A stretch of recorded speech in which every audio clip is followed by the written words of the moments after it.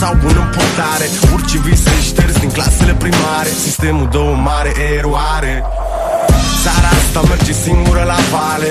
Cavalerii nu mai au nicio onoare. Fur organizat într-o mare dezorganizare. Și stai un mare semn de întrebare. E lumea treia, cam aici ai nimerit. Scapă cine poate, restul s-a obișnuit. Debranșați de la condiții de trăit.